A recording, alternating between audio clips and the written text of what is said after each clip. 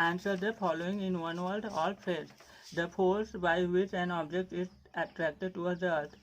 Gravity. The force that opposes the motion of an object. Friction. Force helping to be able to walk across the surface without slipping. Static. बगैर फिसले हुए किसी सतह पर चलने में help करने वाले फोर्स को हम लोग स्टैटिक फ्रिक्शन फोर्स कहते हैं। Force helping to write on a piece of paper with a pencil और पेन। स्लाइडिंग। हमने सब आपको पीछे समझा दिया है। एनर्जी। एनर्जी मीन्स होती है ऊर्जा। ऊर्जा को एनर्जी को हम लोग कैपिटल ई से दिखाते हैं। Energy is the ability to do work. कार्य करने की क्षमता को हम लोग ऊर्जा कहते हैं। एबिलिटी मीन्स क्षमता। Energy exist in different forms such as solar energy, wind energy, electrical energy, hydro energy and heat energy. ऊर्जा कई रूपों में पाई जाती है, जैसे कि सोलर एनर्जी। सोलर मीन्स सूरज से मिलने वाली एनर्जी। सौर ऊर्जा, जिसको कि हम लोग सौर ऊर्जा कहते हैं। विंड एनर्जी, वायु ऊर्जा। इलेक्ट्रिकल एनर्जी, विद्युत ऊर्जा। इलेक्ट्रिकल मीन्स विद्युत, एनर्जी मीन्स ऊर्जा। हाइड्रो एनर्जी मीन्स पानी से मिलने वाली ऊर्जा। And heat energy, heat means ऊष्मा, गर्मी। और ऊष्मीय ऊर्जा, हीट एनर्जी मीन्स ऊष्मीय ऊर्जा। Energy can be change from one form to another. ऊर्जा को एक रूप में से दूसरे रूप में बदला जा सकता है। जैसे आप पानी को फ्रीजर में रख के सॉलिड में कर सकते हैं। पहले पानी लिक्विड में रहता है, वो सॉलिड में बदल जाता है। उसी तरह एनर्जी को भी हम लोग एक फॉर्म से दूसरे फॉर्म में बदल सकते हैं। जैसे कि जब आप फैन ऑन करते हैं तो इलेक्ट्रिक एनर्जी को हम लोग काइनेटिक एनर्जी में बदल लेते हैं। पंखे में बिजली जाती है तो पंखा घूमने लगता है और उसमें काइनेटिक एनर्जी आ जाती है। You will learn more about the different forms of energy in higher classes. आप बड़ी क्लासेज में, आगे की क्लासेज में एनर्जी के बारे में और अधिक जानेंगे, समझेंगे। We get energy to do things, to do different things from. हम लोग ऊर्जा लेते हैं अलग अलग कार्य करने के लिए।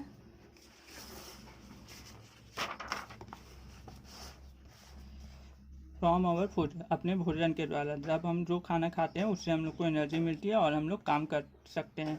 Similarly a car needs energy to move and the motor of a fan needs energy to rotate. इसी तरह एक कार को चलने के लिए एनर्जी चाहिए, ऊर्जा चाहिए। और एक मोटर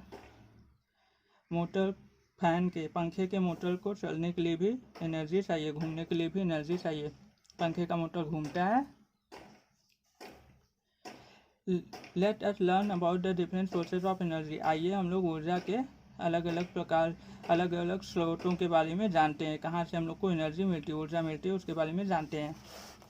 सोर्सेज ऑफ एनर्जी, ऊर्जा के स्रोत। स्रोत मीन्स कहाँ से मिलती है। The sun, wind, water and fuels are some sources of energy. सूर्य, हवा, पानी और ईंधन। फ्यूल्स मीन्स ईंधन, जो कि एनर्जी हम लोग को देते हैं, जैसे कि गैस, एलपीजी, केरोसिन, ये सब फ्यूल्स हैं।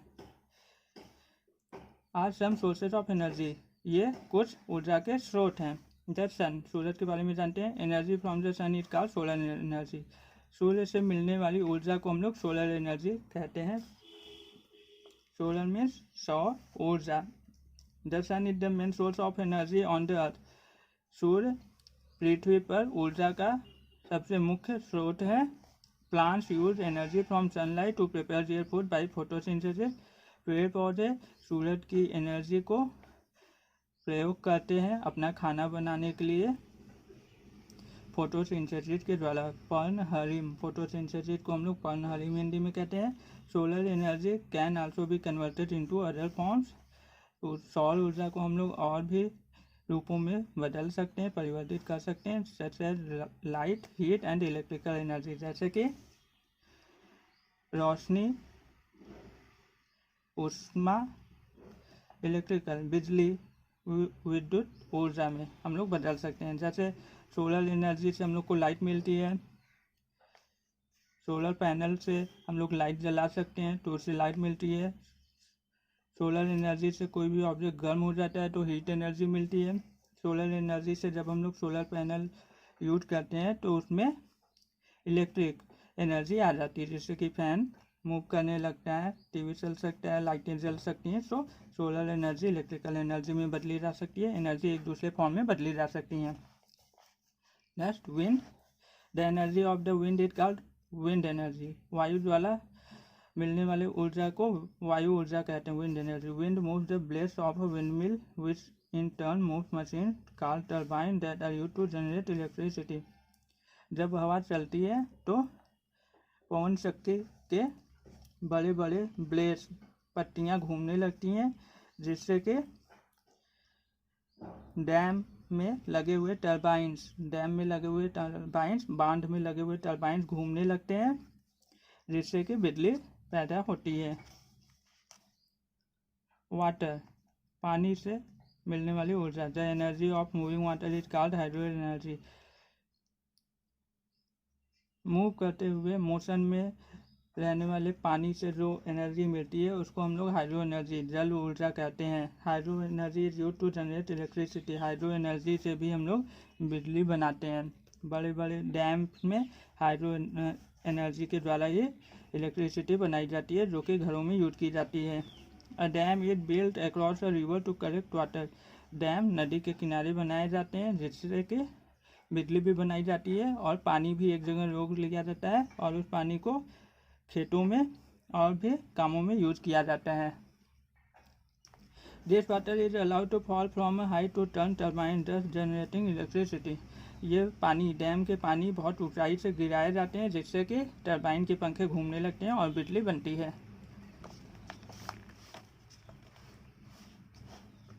फ्यूल्स, ईंधन। Substances such as wood, coal, petrol and diesel when burn produce heat and light energy. ऐसे वस्तुएं, ऐसे पदार्थ जो कि जलने पर आग, ऊष्मा और रोशनी उत्पन्न करते हैं, वो फ्यूल्स कहलाते हैं। जैसे कि लकड़ी, कोयला, पेट्रोल, डीजल जब जलाए जाते हैं तो वो गर्मी, ऊष्मा और लाइट, रोशनी पैदा करते हैं, ये फ्यूल्स कहलाते हैं। Such substances are called fuels.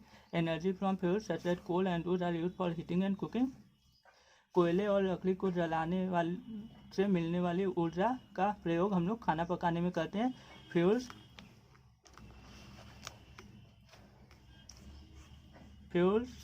Such as petrol and diesel are used to run vehicles. Diesel और पेट्रोल से हम लोग मोटर गाड़ियों को चलाते हैं।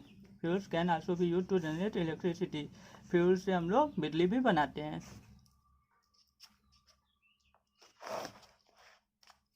At the end, we can say that force, work and energy are related to one another. अंत में हम कह सकते हैं कि बल, कार्य, ऊर्जा एक दूसरे से संबंधित हैं। If force applied to an object is able to move, अगर किसी वस्तु पर बल लगाया जा रहा है और वो चलने के लिए फ्री है, then we say work is done, तब हम कहेंगे कि कार्य हुआ है। But to apply force, we need some kind of energy. लेकिन बल लगाने के लिए हमें कुछ प्रकार की ऊर्जाओं को जानना जरूरी है। Map mind, you will understand this yourself. Comprehend your learning. A, take the correct option. सही विकल्प पर निशान लगाना है। A. A push or pull acting on an object is called. किसी वस्तु पर कार्य करने वाला धक्का या खिंचाव फोर्स कहलाता है। I told you, so force. In B, second, we have the force that acts at the point of contact between the object. वस्तुओं के संपर्क बिंदु पर कार्य करने वाले बल को कॉन्टैक्ट फोर्स कहते हैं। फ्रिक्शन फोर्स के कैटेगरी श्रेणी में नहीं आता किकिंग। फ्रिक्शन फोर्स हमेशा स्लाइड और रोलिंग फोर्स होते हैं, किकिंग नहीं होता। सो किक को आप टिक करेंगे बिकॉज यहाँ पे नॉट है। Work is said to be done when an object, कार्य तब कहलाता है जब ऑब्जेक्ट मूव करता है, डिस्टेंस कवर करता है।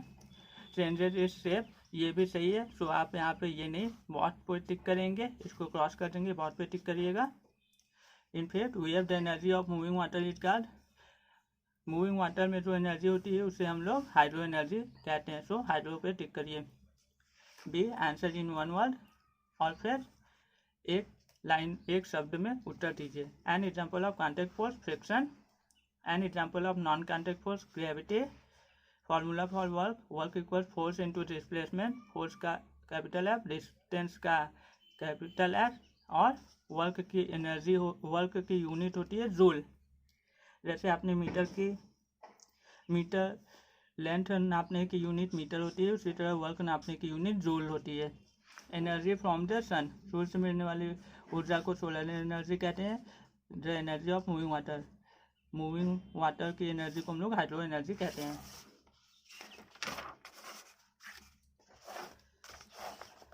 अ पुश और pull acting on an object it called force, ये मैंने आपको बताया। So force, friction force is always in the direction opposite to that of motion of the object, ये भी मैंने आपको बताया कि अगर कोई ऑब्जेक्ट मोशन में है तो अगर मोशन राइट हैंड साइड में हो रहा है तो फ्रिक्शन हमेशा उसके अपोजिट लेफ्ट हैंड साइड में होगा।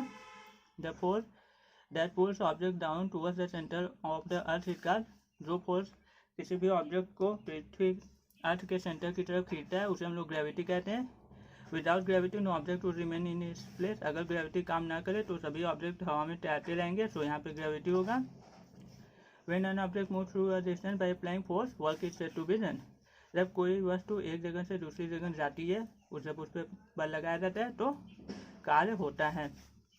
I will give answer of these questions in the evening math column. Photosynthesis, photosynthesis solar energy के प्रेजेंस में होता है, जब सन की एनर्जी आती है तब पेड़ पौधे अपना खाना फोटोसिंथेसिस के द्वारा बनाते हैं। विंड विंड एनर्जी से काम करता है। हाइड्रो इलेक्ट्रिसिटी वाटर एनर्जी से बनता है। एनर्जी टू रन कार को चलाने के लिए जो एनर्जी चाहिए वो फिर एनर्जी से आती है। What are the different ways in which solar energy can be used? Can it be a good replacement of fuel energy? सौर ऊर्जा को अलग अलग तरीकों से हम लोग कैसे प्रयोग कर सकते हैं? क्या यह ईंधन ऊर्जा का एक अच्छा विकल्प होगा? जब आप ईंधन ऊर्जा यूज करते हैं तो आप पॉल्यूशन जनरेट करते हैं, तब उससे पॉल्यूशन बनता है। पॉल्यूशन नुकसानदायक होता है। पॉल्यूशन को कम करने के लिए to run vehicles, lighting houses, इसलिए सोलर एनर्जी का हम लोग यूज़ कर सकते हैं जिससे पॉल्यूशन भी नहीं होता। सोलर एनर्जी से हम लोग व्हीकल्स, कार, मोटर गाड़ियों को चला सकते हैं, घरों में लाइटों को चला सकते हैं, पंखों को चला सकते हैं, टीवी को, गली में लगे, सड़क पे लगे लाइटों को भी जला सकते हैं, जिससे कि पॉल्यूशन बहुत कम हो जाएगा वातावरण में और ऑक्सीजन हम लोग को अच्छे से मिल सकेगी, जिससे कि सभी लोग हेल्दी और हैप्पी रह सकेंगे। So this is all for the chapter 7। We will discuss the new chapter in the next video. Thank you.